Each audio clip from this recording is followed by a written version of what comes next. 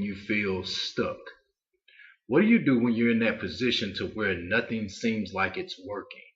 Now, for some of you, you've never been in that position before. You may not be able to relate to the things that I'm going to share in this video, but I woke up this morning with something on my heart, something that I felt like I needed to share. Therefore, I know that there's somebody out there or a group of people out there that you're going to be able to relate directly to what I'm talking about. I'm talking about that time on this journey when you feel like you're doing everything you're supposed to be doing. You feel like you're giving this thing your all, but it's not panning out quite according to the plan. It's not working like you thought it would work, and you feel like you're stuck. You feel like nothing is happening the way you want it to happen. And I've been in that position. I've been in that position more than once on this life journey, on this entrepreneurship journey. It does happen, and I know I spend the majority of my time talking about the other side of that coin. And I'll always do that because I feel like it's better to give your focus or give your attention to the things that you do want versus the things that you don't want. But there comes a time to where we have to talk about what I call the down moments, or the moments where the lights aren't shining. Nobody's patting you on the back. Nobody's telling you that you did a good job. There are no financial rewards. There's no accolades. There are those moments, and if you're not careful, you will start to believe that you're the only person that has those moments, because our social media and our television and all of these things that we allow to feed us, they really only show us one part of the journey in abundance. Every now and again, you'll get somebody that they'll share their real story and they'll share all of the things that they've gone through and that they've been through. But for the most part, we only see one side of the journey. We see the success. We see what comes out on the other side of this funnel, if you will. And because we only see that side, when we're going through that funnel, we sometimes question ourselves and we ask ourselves, why me? Why am I going through this? And I can 100% relate. I'm going to share a story with you guys, and I've never ever shared this story ever.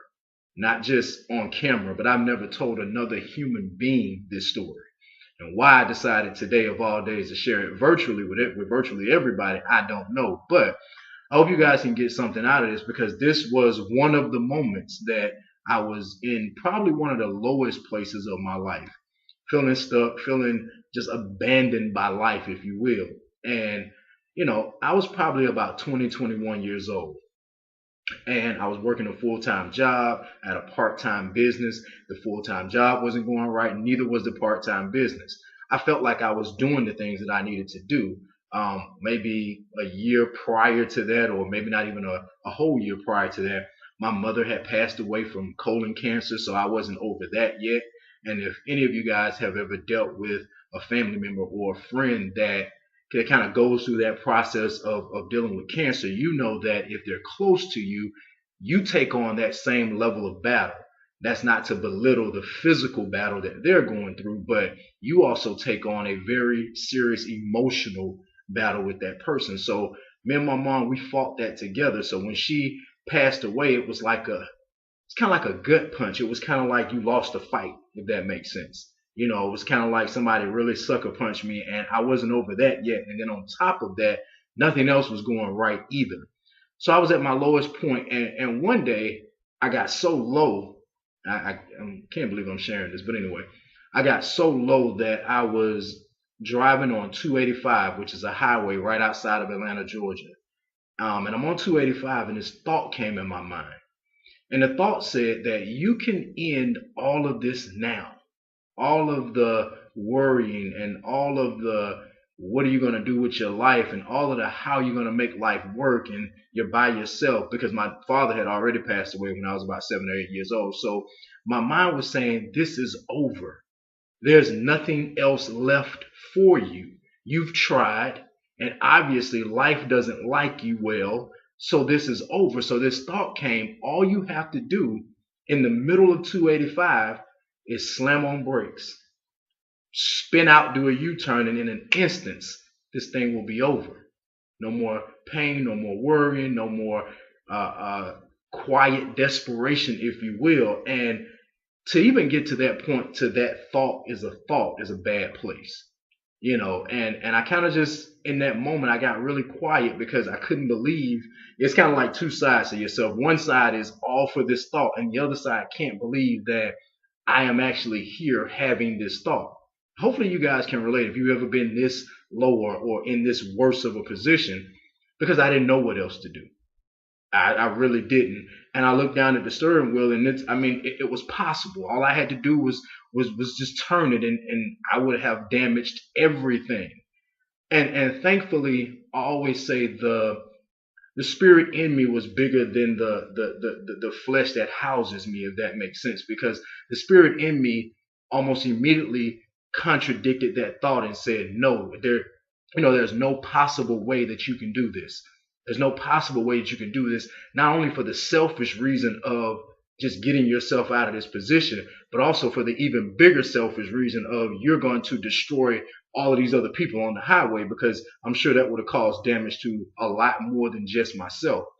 And thankfully, I kept driving. I got out of that, and I made a decision in that moment that I would never, ever allow myself to get back to that place again. And I started to study. I started to pray. I started to seek. I started to ask questions because I wanted to find out, how do you never get to the place of stuck?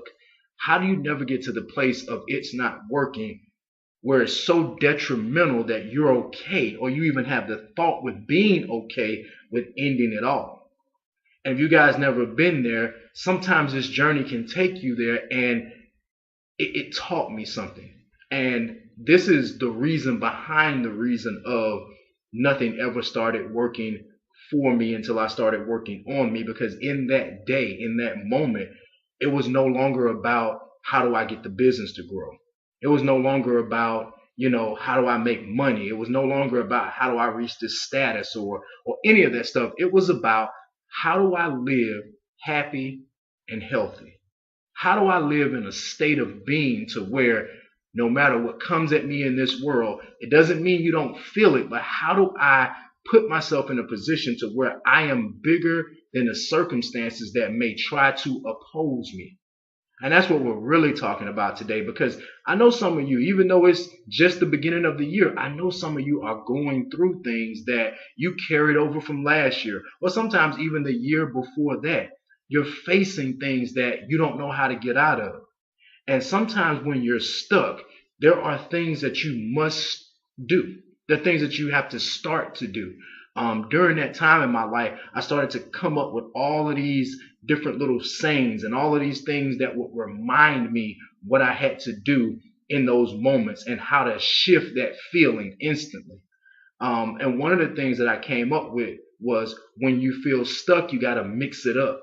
And I know that's funny. I know it's a very cliche rhyming type of thing, but back then it was something that I could remember in the midst of that. Because I always say, no matter what inspiration you get, no matter what, books you read, all of that is great until you're squeezed. It's not until you get into a situation that you find out if all of that stuff has been put in you in abundance enough for it to react automatically. Because a lot of people, it's almost like somebody that's in a fight. Always, sometimes, in the gym, you'll watch people punching these heavy bags, right? That's really good. And punching a heavy bag is great, but I'm sure any fighter would tell you that it's different when that's a person opposing you. The fight is a little bit different when somebody's throwing punches back at you. So when you stuck, you got to mix it up. Just became something in my mind that I could remember. What does that mean, though? It simply means that when you're stuck, you got to change something. And I mean, you got to change something immediately. You got to figure out, what am I doing over and over again? And I got to mix this thing up. And it's not always really deep things. Sometimes it can be very simple things.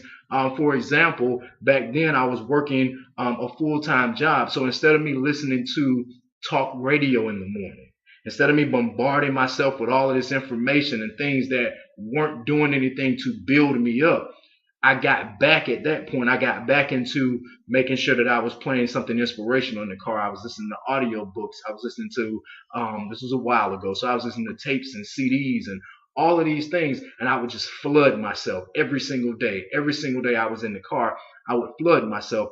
I stopped having conversations, I should say, that was a contradiction to what I wanted. A lot of times when you're in a stuck position, you're talking to your peers. You're talking to people that are in very similar situations as you. And all you guys do is get on the phone and you compare your stuckness, if that's a word. But you compare it. You talk about your situation, and they come back and they talk about their situation. You're not talking about solutions or how to get out of it. You're just really focused on the problem. That may be something you need to mix up. When you're feeling stuck, stop having those conversations. You may not need to have those conversations at all. So I stopped having those conversations. I started looking at my environment, the people that I was around, the things that I allowed to feed me. And if they weren't going in the direction that I was looking to go in, I had to start minimizing those interactions. So I had to mix it up. So there may be several different things and different levels that you have to mix stuff up on. You may have to mix stuff up physically. Maybe you never get out and you never, enjoy life at all, and you're feeling stuck. Something is not working. Get out. Go sit somewhere with some friends. Watch a game. It doesn't have to be anything, huge or extravagant, but you gotta mix it up. The one thing I know is that in the moment of feeling stuck, in the moment of feeling like nothing is working, you cannot stay in the same routine. Something has to change immediately, whether that's something physically, mentally, spiritually, or emotionally. You got to change something up in your pattern ASAP. I'm telling you guys, this happened not too long ago. I was in a situation to where I was trying to get some business things handled. And for all my entrepreneurs, you can relate. I was trying to get some people to sign off on some things that we were trying to do. And in this moment, nobody was calling me back. Nobody was doing it in the time that I needed to do it, for them to do it in. So I kind of got frustrated, and I felt myself going to that place of, why is this not working? Why is this so hard? And this was probably noon on a Friday. And I immediately remembered that, okay, something's going wrong. My pattern here is not working. I need to mix it up. And for me, mixing it up in that moment meant to me that I needed to stop.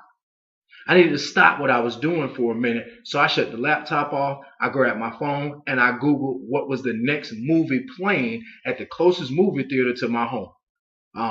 And I looked it up. It was 10 minutes away. The movie was starting in 20 minutes. I had plenty of time, and I just left the house. I took myself to a movie. I probably was the only person in the theater at 1 o'clock during the day. I put my feet up on the back of the seat. I put my phone on silent, and that was it. I needed to mix up my pattern. I needed to take myself out of that space of forcing this thing to happen, and I got to make it happen. And lo and behold, I'm in there and I'm watching a movie, and I finally zoned out. My mind has come off of the thing that was so pressing. My mind is not on it anymore. I saw my phone light up, and then all of a sudden, these people who I needed to sign off on this stuff, all of a sudden, they're calling me back now while I'm in the movie. And guess what? I didn't answer the phone because I'm like, y'all didn't answer the phone when I was calling y'all. Okay. Sorry, I had a moment. But, they weren't answering the phone when I was calling them. So, I turned my phone back down and kept watching the movie. And it was amazing that by the time I came out of that movie and I checked my phone, not only did I get all the return calls that I needed, but I had got all of the emails with all of the signed documents that I needed as well. So it was kind of like me not forcing it at the time, me not putting this level of resistance on it, allowed the universe to just work outside of me trying to make it happen. And sometimes that's your mix it up. Another thing that I started to do was, you got to have wise counsel in your life. Not your peers all the time. I always say that there are levels of people that we interact with. They're your blues. If you've ever done network marketing, you're going to definitely understand this. But they're your blues. Blues are people that look up to you. Often if someone looks up to you, it's hard to go to them for advice, right? Because you're the person that they go to. Your peers are usually people that we call greens. They're on the same level as you. So again, those are the people that you talk to the most because they're easy to talk to because they can relate. The problem with that is that somebody that's sinking in the same boat that you're sinking in may not be able to offer you help. Chances are they can't. Then you have your reds. Those are the people that I call wise counsel. Those are the individuals that they have accomplished or been through the thing that you're currently going through. Those are the people that can provide some sound advice. Those are the people that you need to talk to in those moments. So, number one, if you're feeling stuck, mix it up. Do something different immediately. If you don't pray every day, if you don't meditate every day, start doing that. If you do pray and meditate every day and you do it in the same way, in the same room, in the same moment, mix it up. Do something different, because you have to break the pattern of being stuck. Also, stop saying that you're stuck. Stop telling people and stop allowing that thought to flow in your mind. Once you mix it up, then you move on. If you need to, get a wise counsel, get some reds in your life, get some people that may be older than you, wiser than you. Those are the people that you need to communicate with during that time. But you cannot stay in that position. You cannot allow yourself to remain there and doing the same things and really thinking that something is going to change. So I really just wanted to make this video. Again, this was really off the top of my head. It was something that I kind of woke up with, because I feel like a lot of times we don't, as speakers, as coaches, as thought leaders, or whatever you want to put on that title, we don't always address the other side of this coin. But I want to let you know that if you're feeling stuck right now, if nothing seems to be working, it's only temporary. Trust me. It's only temporary. It's subject to change at any moment. The thing is not, will it change? The thing is, will you change? Will you change and either go with the level of being stuck in that low, in that dark moment, and allow it to push you to a position to where you do something detrimental? Or will you change and learn how to flow with the universe? Will you change and start to become, I read something earlier, start to become like water, that whatever's going on, you just find a way around it. If you can't flow through it, you find a way around it, and you understand that there is always more working for you than what seems to be working against you. But mix it up. Start doing something different. Talk to different people. Move in a different circle. Pray in a different way. Meditate in a different way. Turn things off if you need to. Another thing that I did during those really, really low moments of being stuck was I turned off outside information. Somewhere between 20 years old and about 23, I didn't watch TV at all. And I know that's extreme for a lot of people. I did not at all. After that little event of me having the thought of ending it all, I didn't take in anything that wasn't going to promote me ahead, because I could never afford to be back in my car on the highway having that thought again. Because who knows at what point that you're so low that you have that thought that you actually act on it. And the moment you act on something like that, there is no turning around. There is no coming back from that. There is no second chance. It's completely over. And wouldn't you feel absolutely crazy to know that you did something like that, knowing that you were just one moment away from a breakthrough? You were one moment away from everything changing. And I always tell people that's the reason you never, ever quit. Because you never know if you're 5 minutes away, 10 minutes away, 1 hour away from your life 100% changing. I've lived both sides of these coins. I've lived the side where nothing was working. I've lived the side where money, I didn't know where the next dollar was coming from. I've lived all of that. And I've also lived to where, boom, in an instant, it changed.